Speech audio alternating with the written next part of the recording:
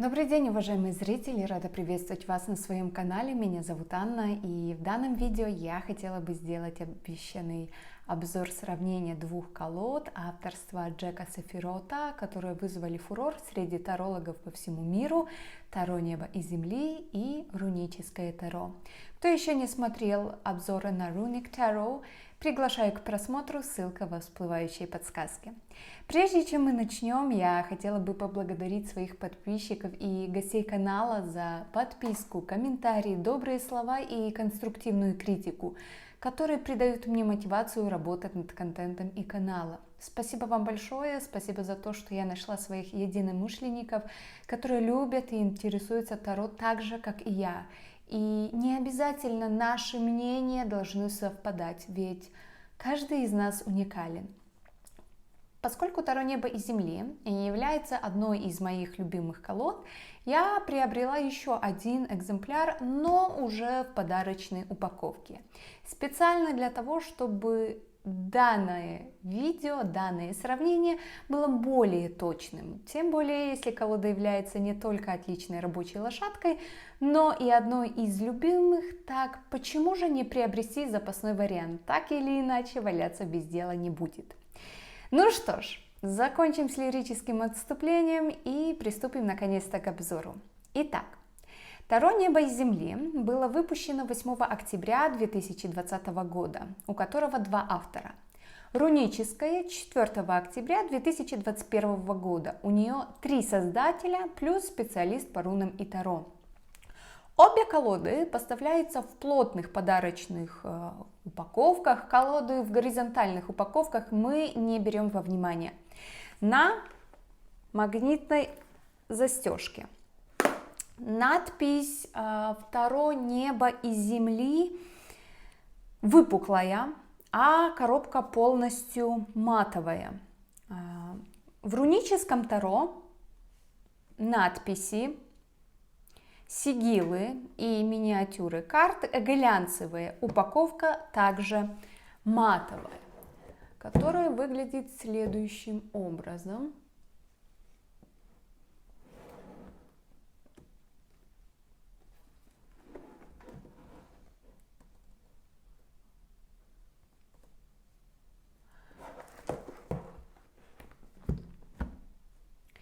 По размерам и толщине они одинаковые. Единственное, что мне, как перфекционисту, режет глаз, это то, что по боковым сторонам миниатюры, как вы сами видите, не на одном уровне. И логотип Скарабео тоже немножко отличается. Все-таки было бы круто, чтобы эти колоды на полке выглядели как двутомники. Но это уже мои заморочки. Итак, открывая колоды, коробки, прошу прощения, чтобы было видно, мы видим здесь фон из звезд Давида с эффектом потертости, а здесь небольшую шпаргалку по рунам. В обеих колодах есть атласная лента для более удобного извлечения карт и книги. Если же мы говорим о мануалах, в обоих случаях матовая плотная обложка, мелованная бумага.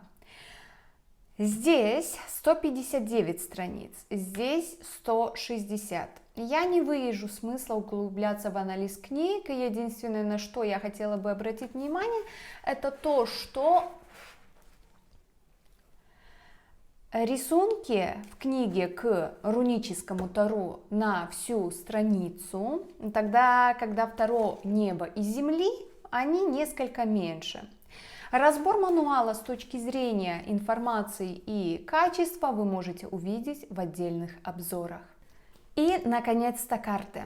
К обеим колодам прилагаются рекламные и заглавные карты. Что касается среза, все здесь идеально, гладко, без каких-либо шероховатостей. У меня нареканий по поводу среза нет. Толщина картона одинаковая. Но Второ небо и земли карты плотные, но не гибкие. Вот в руническом Таро они также плотные, но, знаете, они немножко такие вот гибкие. Разница есть, но она незначительная. Вот таким образом выглядит рубашка, размер карт одинаковый.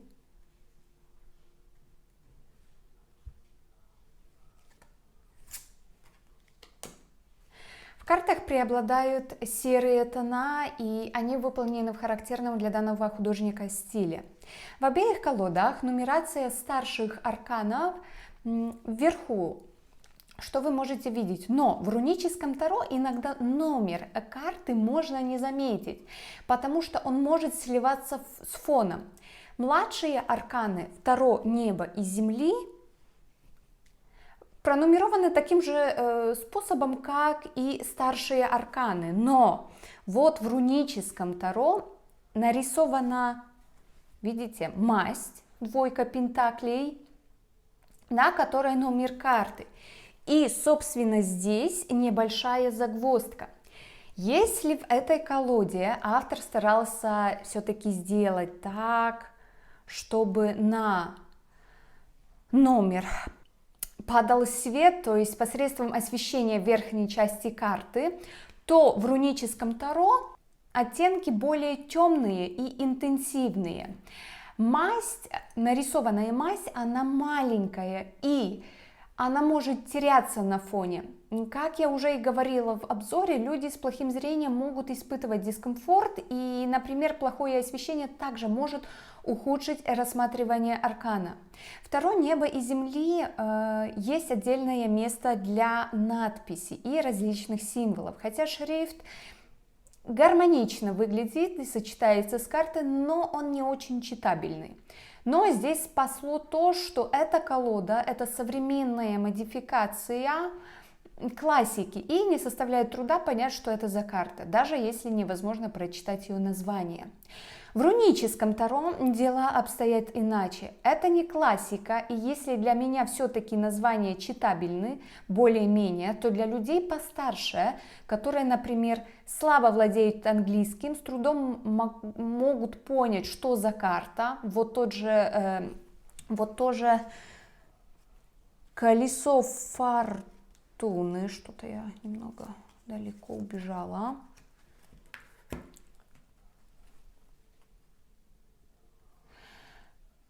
И, во-первых, здесь изображение отличается значительно от классики, ну, незначительно, но отличается. А число, вот человек, у которого плохое, допустим, зрение, может принять номер, цифру за деталь колеса. Может, вы скажете, что я не могу найти к чему прицепиться, поскольку колода идеальная. Да, колода практически идеальная. Возможно, цепляюсь к мелочам, но на эти детали я смотрю с точки зрения человека, у которого упало зрение, а очки можно забыть, например, дома, или не всегда они будут под рукой. Не зря же говорят, что, знаете, дьявол кроется в деталях. По сути, это единственное, что мне не понравилось. Остальное это, знаете, дело личных предпочтений. Но как ни крути, не существует в мире колоды, которая нравилась бы всем без исключения. Ну, даже Анджелину Джоли не все любят, и не каждому импонирует ее внешность. Ну что ж, давайте переходить к изобразительному ряду. Итак, поехали. Дурак.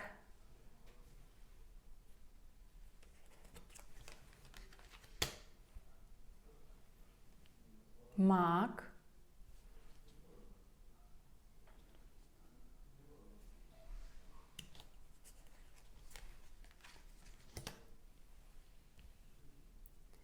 Верховная жрица.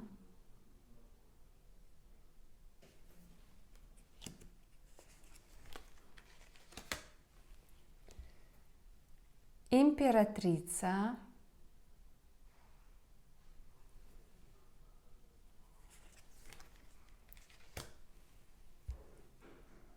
Император.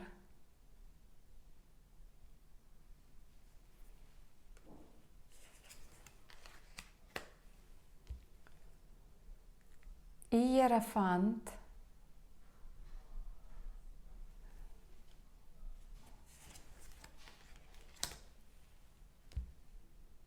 Влюбленные.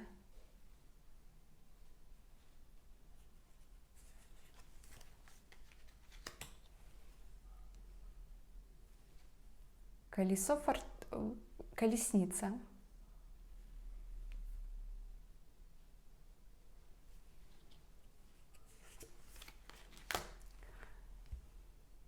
Сила. Очень необычная здесь сила. Она такая, знаете, мягкая.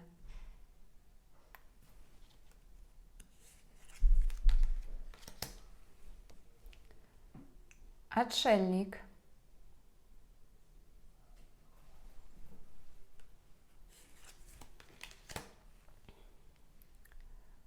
Колесо фортуны.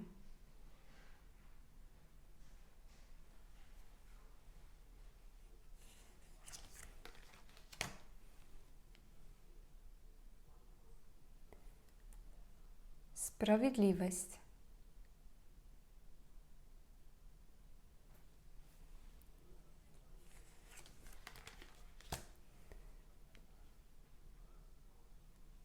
Повешенный.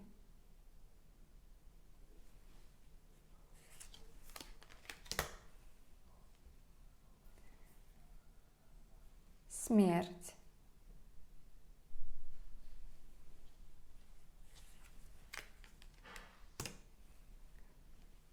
Умеренность. Тот самый аркан, а как они отличаются друг от друга.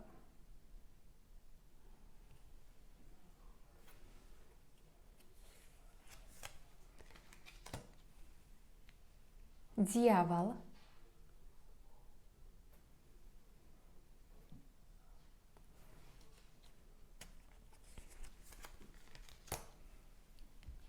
Башня.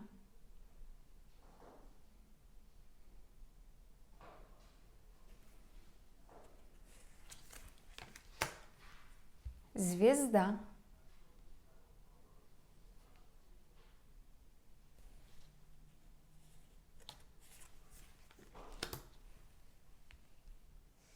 Луна.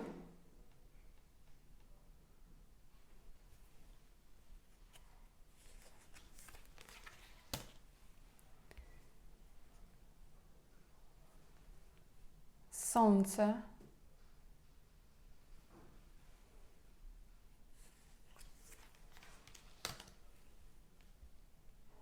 Суд.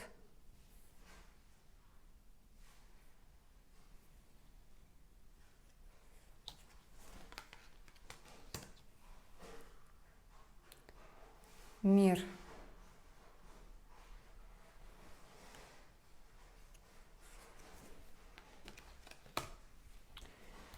Туз кубков.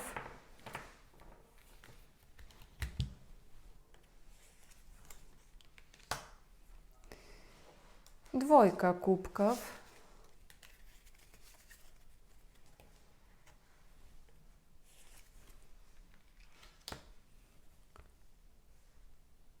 Тройка кубков.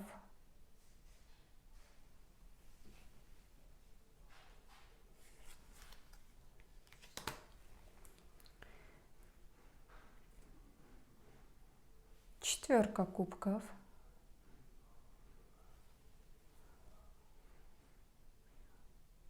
Даже энергетика у этих двух карт значительно отличается.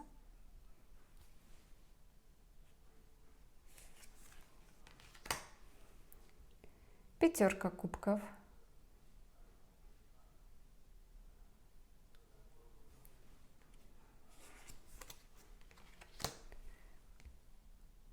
Шестерка кубков.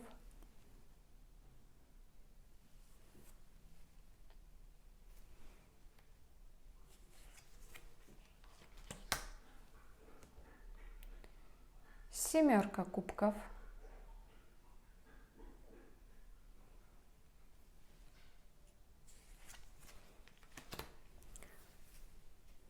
Восьмерка кубков. Да, вот о чем я говорила, что рисунок, символ масти теряется на самом фоне карты или вообще в самом рисунке.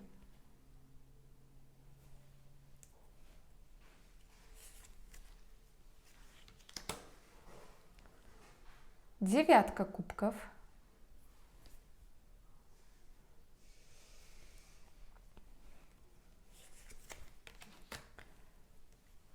Десятка кубков.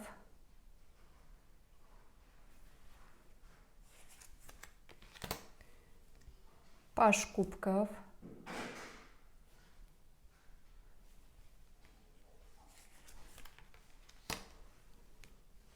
Рыцарь кубков.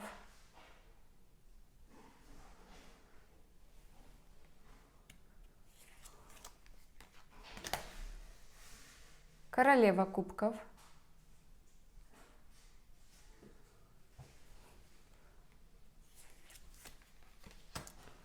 Король кубков.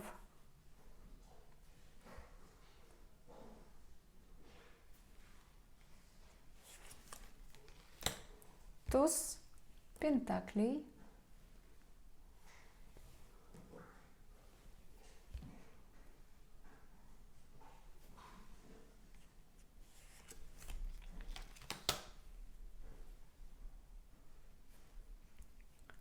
Двойка пентаклей.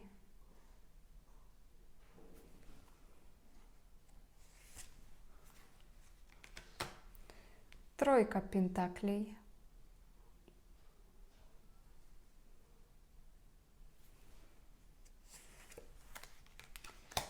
Четверка пентаклей.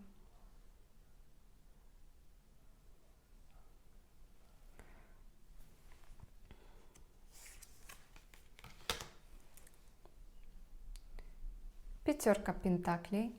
И опять же, о чем я говорила здесь, я думаю, будет идеальный пример о том, что нумерация не всегда видна. Посмотрите, да, здесь вот спряталась наша мазь, да, и нужно хорошенько всмотреться. В случае с Таро неба и земли, то что я говорила, посредством высветления верхней части карты, да, вот там, где нумерация, всегда автор делал так, что как будто падает свет. Да, есть карты, в которых немножко, теряется этот номер, но в руническом Таро эта проблема более видна. Шестерка пентаклей.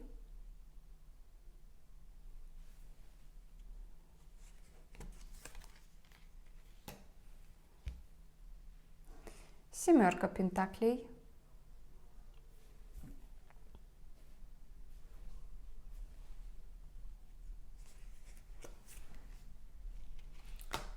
Восьмерка пентаклей.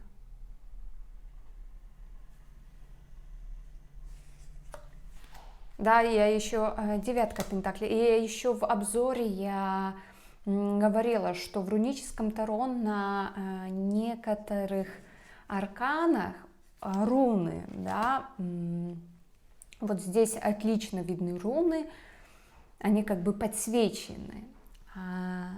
Так вот, например, на карте Верховная Жрица вот эти руны, они в форме кулона и вплетены в ее волосы, поэтому, они не всегда видны. К счастью, таких карт буквально несколько, они только в старших арканах. Если я не ошибаюсь, 2 или 3 карты на целую колоду.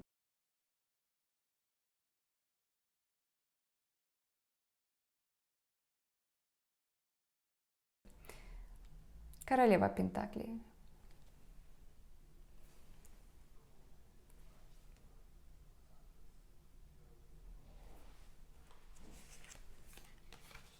Король пентаклей.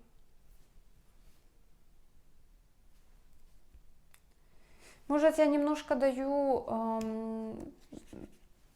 больше времени на просмотр одной карты, но я хочу, чтобы вы сравнили, как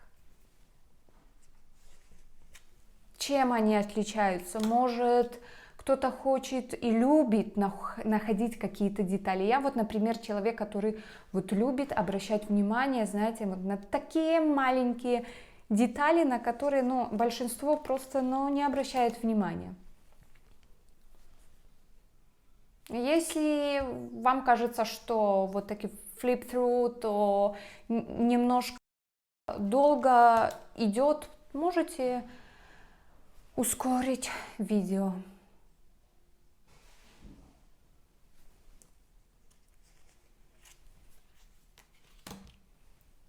Пятерка жезлов.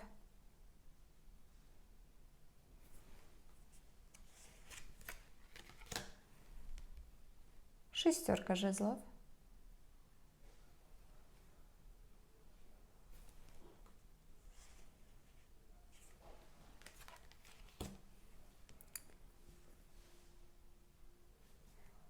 Семерка жезлов.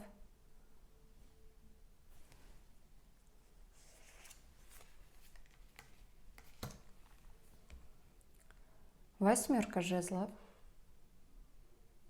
Да, вот о чем я говорила, что значение карты может быть классическое, но изображение совсем вот нетипичное. Но вот вам пример. Восьмерка жезлов.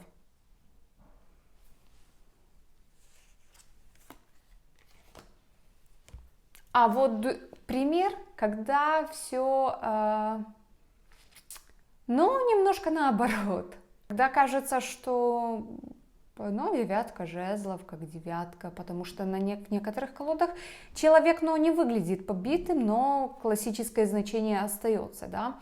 А здесь, ну, как бы старец, но значение вообще совсем другое.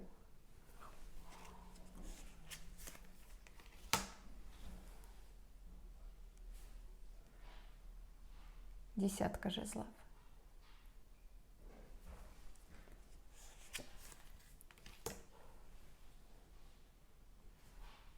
Паж жезлов.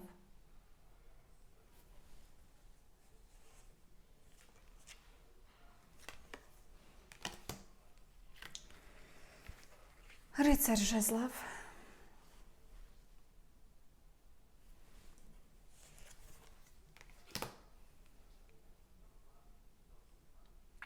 Королева жезлов. Они даже чем-то похожи.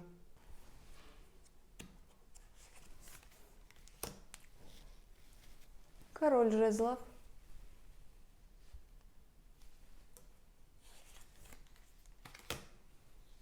Туз мечей.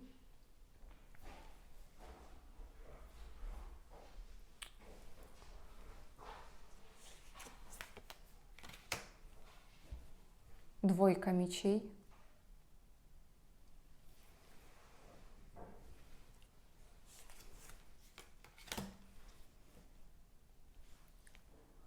Тройка мечей.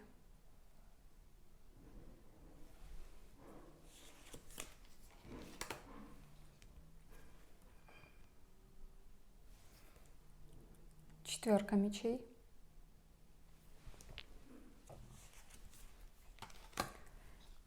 Пятерка мечей.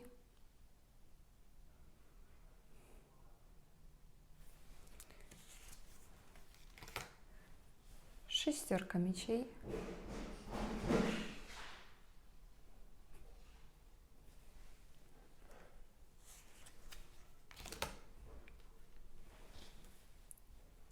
Семерка мечей.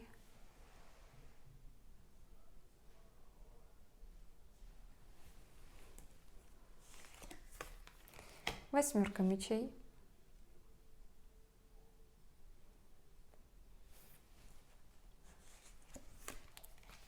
Девятка мечей. Да, и опять изображение вроде бы нестандартные девятки мечей вот в этой колоде, но значение остается классическим.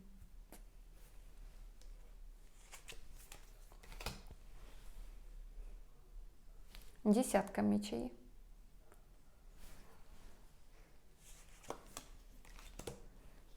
Паж мечей.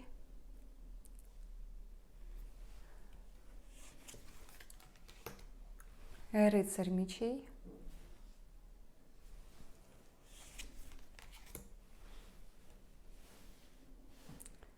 королева мечей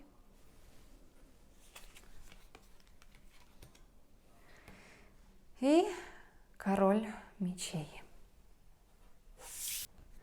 Подводя итоги, могу сказать, что обе колоды прекрасные.